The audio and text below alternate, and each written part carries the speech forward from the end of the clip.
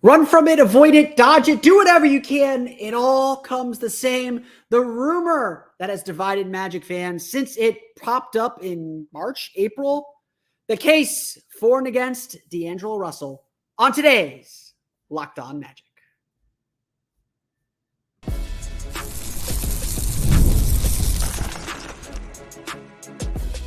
You are Locked On Magic, your daily Orlando Magic podcast. Part of the Locked On Podcast Network, your team every day. And you are indeed Locked On Magic. Today is June 5th, 2024. My name is Philip Rossman-Reich. I'm the senior writer over at OrlandoMagicDaily.com. You, of course, find me on Twitter at PhilipRR_OMD. On today's episode of Locked On Magic, we're going to do it. We're going to make the case for and against the Orlando Magic signing D'Angelo Russell. I know Lakers fans have talked a long time about the potential of the Magic poaching Russell. I know a lot of Magic fans are still very divided, so we're going to dive into why Russell is an option and why he may not be the right option. And we're going to close the show, actually, and talk a little bit about the risks that are at play for the Orlando Magic and what risks the Magic are willing to take. We're going to get to all that coming up here in just a moment. But first, we want to thank you again for making Locked On Magic part of your day every day, no matter when you listen to us, whether it's first thing in the morning, whether it's right when you upload. We truly appreciate you making Locked On Magic part of your day every day. Remember, there's a great Locked On podcast covering every single team in the NBA. Just search for Locked On and the team you're looking for. The Locked On Podcast Network. It's your team every day. So I think the first time I came on here and addressed D'Angelo Russell rumors, I believe I was in a hotel room in New Orleans as the Magic were getting ready to play the New Orleans Pelicans, and talked a little bit about, at this point, it just feels like any guard who can shoot is going to get connected to the Orlando Magic. And that has still generally been the case. That if there's a guard that can shoot, everyone's gonna be like, oh, well, the Magic needs shooting. Just go with that. And okay, I will admit and freely admit this, that the logic there makes sense. Whether it's Klay Thompson, whether it's Paul George, whoever it is, there's a little bit of that going on here. I always caution when it came to free agency that the Magic at that point didn't really know what they needed. At that point, I don't think the Magic understood what they were looking for. Because, as I said, throughout the course of the season, the Magic needed to see what worked and didn't work in the playoffs. They needed to see where their holes really were. And so, of course, we've come out of that playoffs. We've come out of that series with the Cleveland Cavaliers and said very, very clearly, like, yes, this team needs another guy who can score, another attacker, someone that can just ease and relieve the pressure on Paolo Banchero, on Franz Wagner, just someone who can make life easier for them. They don't need a point guard who can take over completely. They don't need a guy who's just going to pound the ball into the dirt, but they need an organizer and they need a floor spacer. And if they can be a potential 30-point scorer, then even better. And so I don't remember exactly what I said. I think I was pretty dismissive of the idea in April. Now that we've been through this playoff series, now that we've been through this, I think a lot of us are and can sit here and say, maybe a player like D'Angelo Russell and the skill set he brings, particularly on offense, maybe that is what the Magic need. Look, D'Angelo Russell had a very solid season in a contract year with the Lakers. He averaged 18 points per game and 6.3 assists per game, shot 41.5% from three on 7.2 attempts per game. So there's your volume and your efficiency, playing off of a big playmaking forward like LeBron James, who would be very similar to Paolo Banchero. Russell had 5 games of 30 or more points and 18 of 25 or more. It's not that the Magic obviously need scoring. They need guys who can make shots. But this gives you the same thing that we talked about with Malik Monk. This gives you a new dynamic. This gives you a player who can step up to the plate and who can just elevate his game. And some nights, maybe Franz is out. D'Angelo Russell can step in and be the starter. This was a criticism I had of the Magic all year long. When all the pieces of the puzzle were not perfectly in place, players didn't really elevate their roles. And D'Angelo Russell is a former All-Star, still wants to flirt with stardom at times. This is a guy that can, on occasion, be that guy. You don't want him doing it the whole year. You don't want him being your top guy. But every week and a half, if he's your leading scorer, you're not going to be terribly upset with that. The Magic need another downhill attacker. They need they need a floor spacer. They need a point guard who can distribute the ball a little bit. D'Angelo Russell checks those boxes. When we think about what the Magic are looking for offensively, at least on the surface here, D'Angelo Russell checks those boxes. He hasn't scored fewer than 15 points per game since his rookie year in 2016. He averaged 7.2 3-point attempts per game, which is huge. I think Gary Harris led the team in not Gary Harris, Jalen Suggs led the team in 3-point attempts per game with 5. Orlando was 29th in the league in attempts total. He has not averaged fewer than 5 3-point attempts per game since his rookie year. He shot better than 35% from 3 in all but 2 seasons of his career. On top of this, according to data from Second Spectrum, Russell shot 43% on catch and shoot threes and even made 39.1% of his pull-up threes on 2.8 attempts per game. He's willing to step up and just take a three, which is something really Paolo will do it occasionally. Franz doesn't really do that. The Magic just need guys who are willing to take threes and keep defenses honest. Paolo Banchero, here's a stat. Paolo Banchero led the Magic in pull-up three-pointers with 2.6 per game at 32.2%. No one else took more than 2 per game. So Russell would give the Magic, again, a big thing that I've been focused on and thinking about is the Magic needs some offensive diversity. They need to be able to change how they attack and just keep the defense off balance a little bit. D'Angelo Russell can do that. He can play off of Paolo Banchero and Franz Wagner. He does not need the ball in his hands because he's such an excellent catch and shoot player. But he can also attack and be another playmaker, another downhill attacker for this team.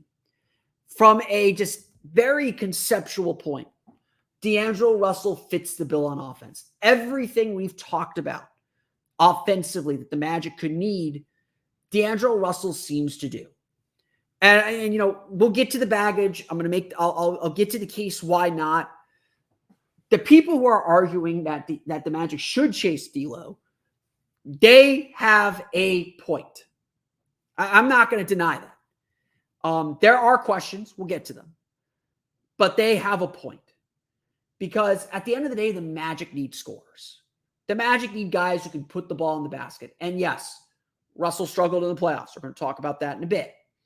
That is a concern, especially playing off of LeBron, because it's Paolo going to be able to do more than LeBron does. Hopefully one day, yes. But we're probably not there yet. D'Angelo Russell, at least on the surface, is the kind of guard the Magic are looking for.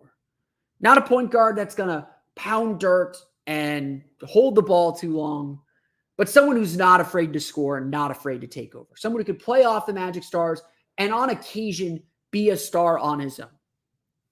Go back to what Paolo Banchero told Ben Golliver of the Washington Post. He said, I want to be an offensive hub. I need a table setter.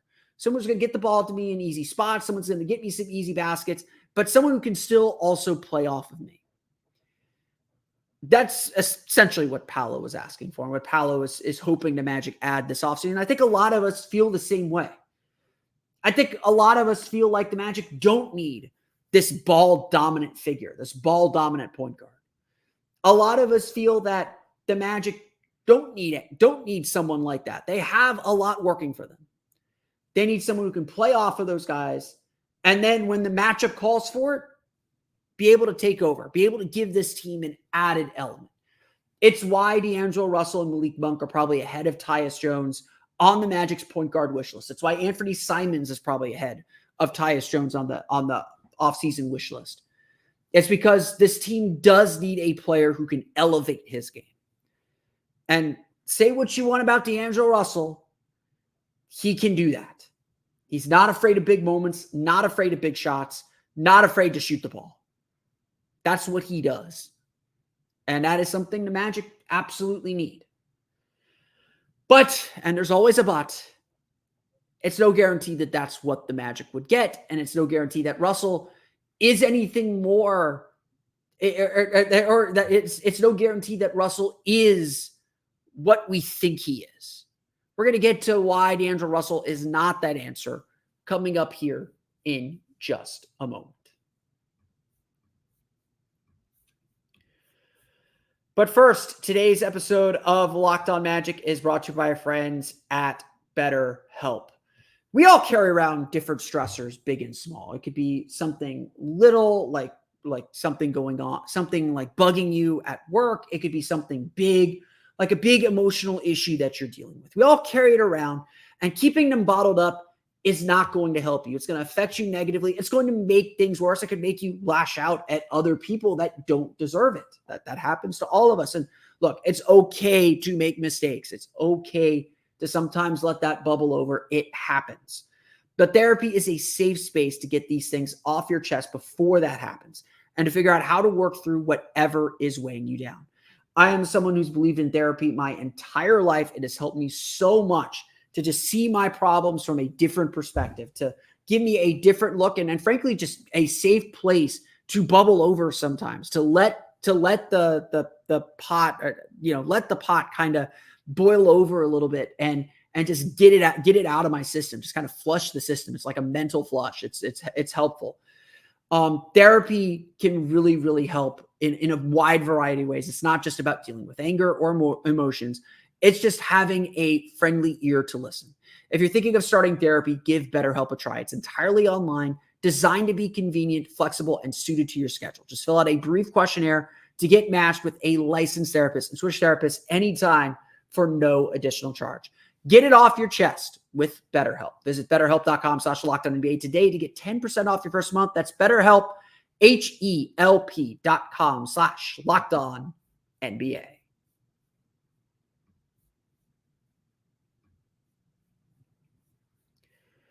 We want to thank you for making Locked On Magic part of your day every day. Be sure to check out the Locked On Sports Today 24/7 streaming channel with the NBA Finals and the Stanley Cup Final coming up in the next week.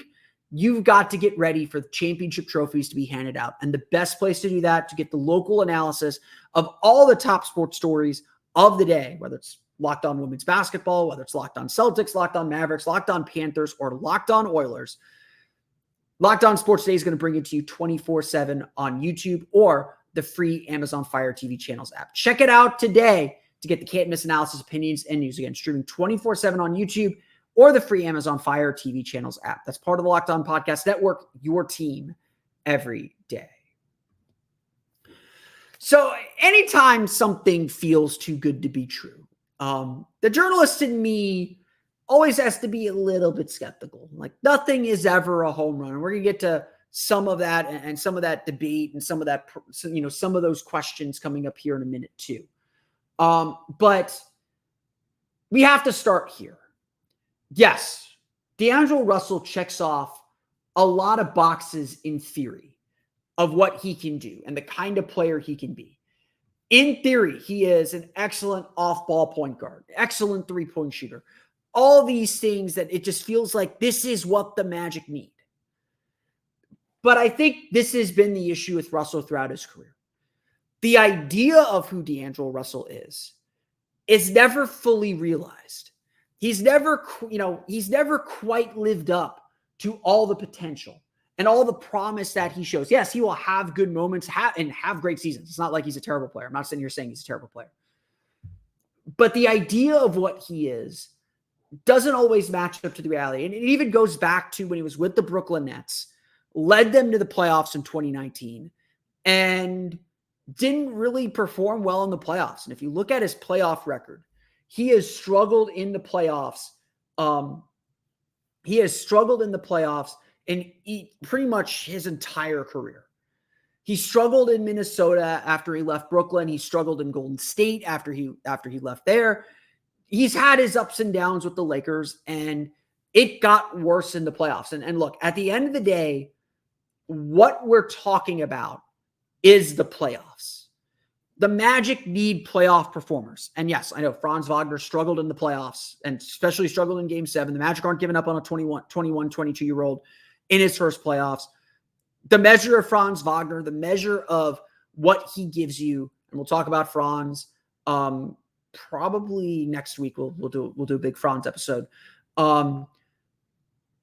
Franz has to show us he can respond, and that'll be the question as we ponder whether he will get a max contract in his extension, whether, we'll ponder all that. We'll ponder all that coming up soon. But here's the facts about D'Angelo Russell. He averages 17.8 points and 5.8 assists per game while shooting 36.9% for 3 in the regular season. Not terrible numbers. In the playoffs, he averages 14.2 points per game, 4.8 assists per game, and 32.7% shooting from 3. He scored only 14.2 points per game and shot 31.8% from 3 in last year's playoffs with the Lakers. The fact of the matter is, again, this is where the idea of who D'Angelo Russell is very different than what you're getting. He just hasn't performed in the playoffs. Whatever works in the regular season, in the playoffs, teams are able to target his weaknesses, and either he can't overcome them or simply he just hasn't stepped up enough. And maybe it's too small of a sample size, but he's been in the league a while. On top of this, I have to think, and looking a little bit deeper into the numbers, I have to think some of Russell's numbers are a little inflated. He's been on some good teams, so he's not like completely, good stats, bad team player. But I think the playoffs and his playoff struggles reveal that he's not generating the kinds of looks or creating the kinds of looks that, he's getting numbers, but those looks aren't translating to the playoffs. According to data from Basketball Index, Russell rates as a below average passer for his role. This is despite creating 16.12 assist points per 75 possessions. He creates only 3.8 high-value assists per 75 possessions last year. That's assists that lead to a layup, three-pointer, or free throw. Layup or dunk, three-pointer, or free throw. Assists that lead to easy baskets. And to me, that is the big part.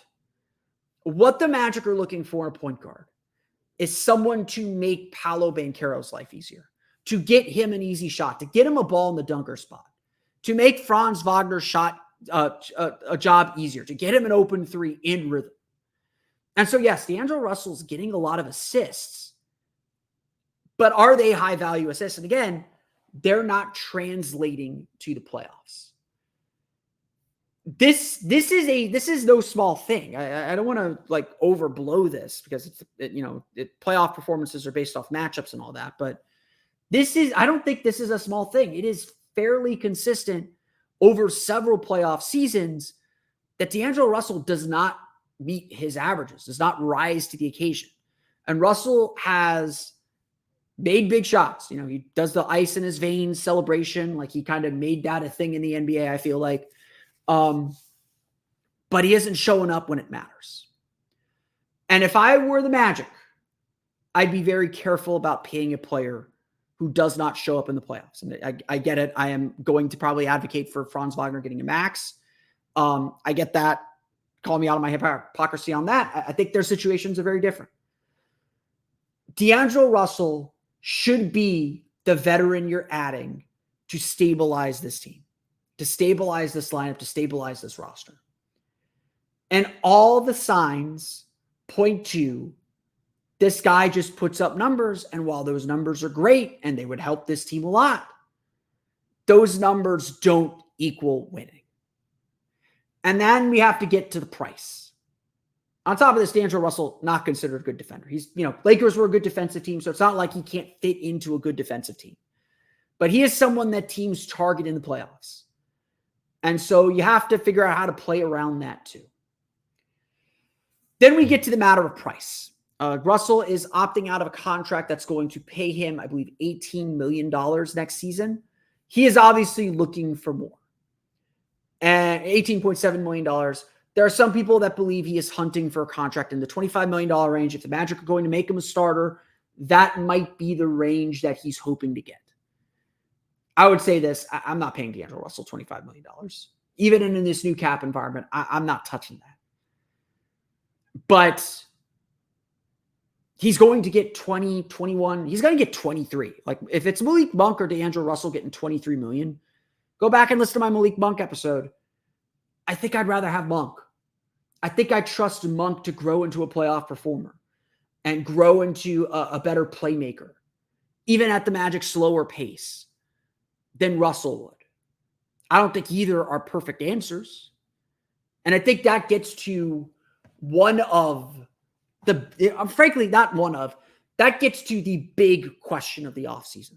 Because we could talk about all these players and, we could go through the pros and cons. Ultimately, who the Magic decide to pursue is not only just about whether they agree to a contract or not. That's obviously a big part of it.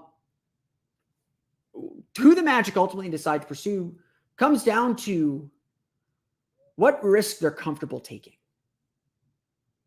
And I think that's really what we're debating in all of this. I'm going to dive and explore that coming up here in just a moment. But first, it's time for a quick word for our friends over at FanDuel. It's winner take all time in the NBA and NHL. The NBA Finals, the Stanley Cup are here, and FanDuel is giving you a shot to bring home a big win of your own. Right now, new customers get $150 in bonus bets with any winning $5 bet. That's $150 to bet on spreads, money lines, player props, and more. FanDuel offers so many opportunities to bet on the NBA Finals, to bet on pretty much anything going on. You're looking at the NBA Finals, Boston, 6.5-point favorite for game one at the moment. Boston, heavy favorites to win the championship at -225. You can bet on that or go plus 188 on the Dallas Mavericks. If you're looking ahead to international friendlies coming up here in the next couple weeks, I'm kind of going through the list here. I don't see USA Brazil listed yet. Double check this. I don't see USA Brazil listed yet, but I see Mexico Brazil listed here with potential for a draw here at plus 250. Brazil favored in that one. Brazil, of course, playing the United States here in Orlando next week. USA Colombia is on that board. USA plus 155, plus 210 for a draw. You can get all these great odds for even these international friendlies over at FanDuel. So visit FanDuel.com/lockedon and make every playoff shot count. FanDuel is America's #1 sportsbook.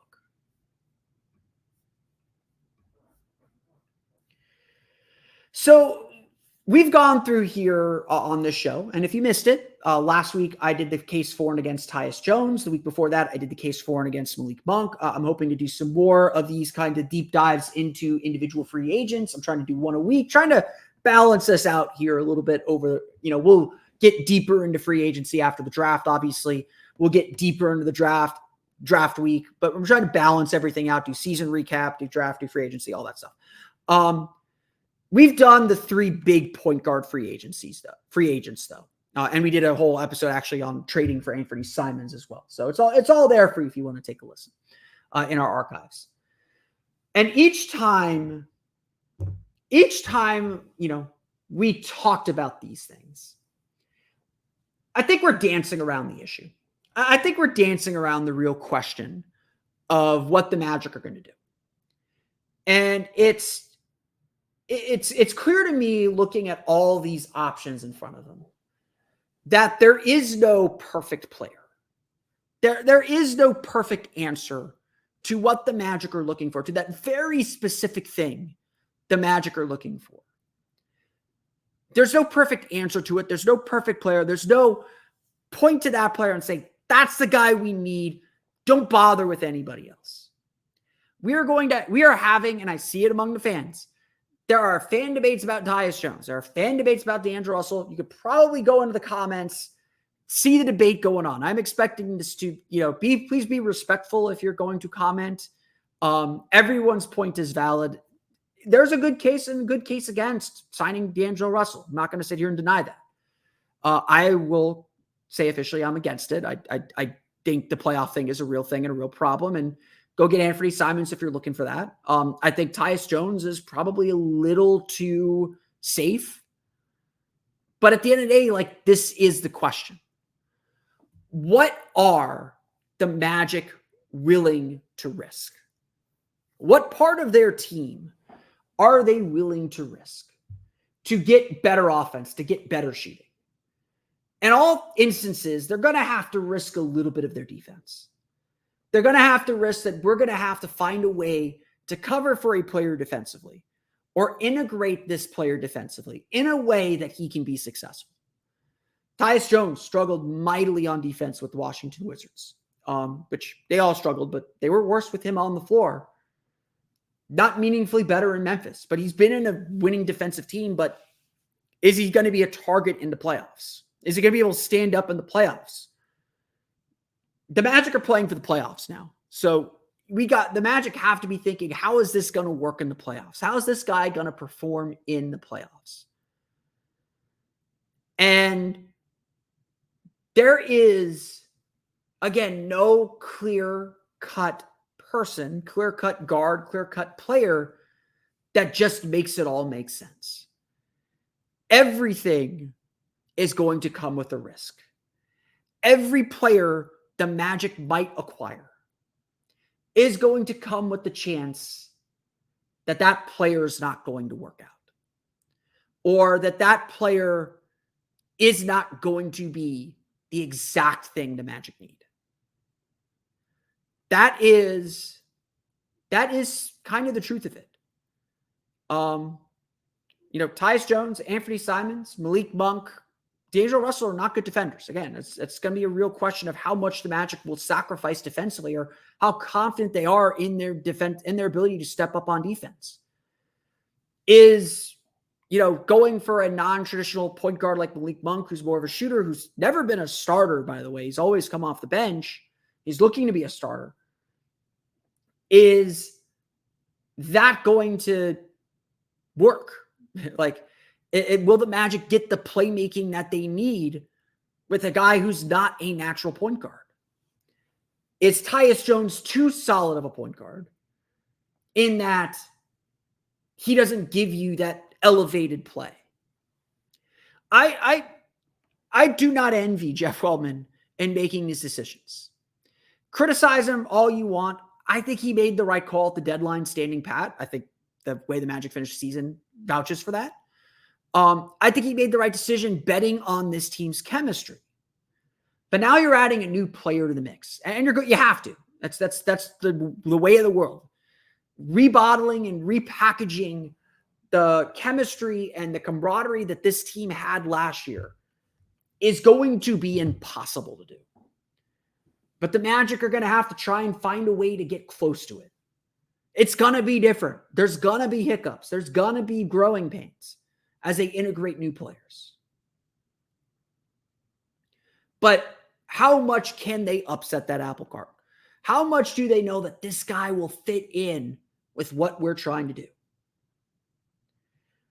We talked about this with Keith Smith last week, of Keith Smith of Spot Track. We talked about this last week. The Magic aren't going to go out there and get a guy who's a problem. If Intel says the guy's a problem, they don't want that guy. But you don't know necessarily who the problems are until they're with the group. Because, yes, ego plays a role. The guy you're bringing in, Paolo is very clearly the number one, but the guy you're bringing in is going to be the highest paid player on the team. Jonathan Isaac right now is the highest paid player on the team at $17 million. You're paying someone $22, $23 million a year to start at shooting guard, start at point guard. Franz will get his max. Paolo will get his max. Jalen Suggs will probably get a $25, $26, $27 million a year contract. The Magic's salary sheet is going to start looking like their scoring averages pretty soon. But there's ego involved. And absolutely, the pressure of winning changes how everyone attacks things. There is clearly no perfect solution. There's a reason why there's a lot of debate and a lot of questions about what the Magic are going to do and who they're going to target. The perfect guy to chase is Derek White, but Derek White's not available. Sorry, Boston's not letting that dude go. That's the kind of player I'm looking for. It's a Derek White. But the Magic have to ask themselves, no matter who they're getting, what are we losing and what are we gaining? And what are the chances that what we lose or what we're gambling on will pan out in the end? It's not a sure thing. There is no sure thing for this Orlando Magic team. And we are at a very careful and important time in this team's development as we begin to set in stone who this team is going to be for the next 2, 3, 4, 5 years. And whether their championship window is wide open or not open at all.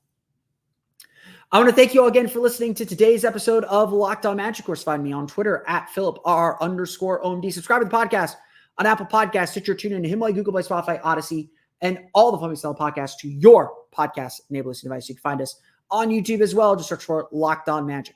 For the latest on the Orlando Magic, be sure to check out OrlandoMagicDaily.com. You can find us there on Twitter at OMagicDaily. And for player evaluations and so much more Orlando Magic content, check out my work at my Patreon page, the Orlando Magic Hub. That's at patreon.com/Orlando Magic Hub. Now that you're done listening to us, be sure to check out the Locked On Sports Today 24/7 streaming channel on YouTube and now available on Amazon Fire TV and the free Fire TV channels app. Locked On Sports Today is here for you 24/7, covering the top sports stories of the day with the local experts of Locked On, plus our national shows covering every league. Find Locked On Sports Today now available on the free Fire TV channels app. On tomorrow's episode of Locked On Magic, we're going to go over Magic-related storylines, what Magic fans should be watching and taking note of as the NBA Finals begin. We'll talk NBA Finals on tomorrow's episode of Locked On Magic, but until then, for Orlando Magic Daily and Locked On Magic, this has been Philip Rossman-Reich. We'll see you all again next time for another episode of Locked On Magic.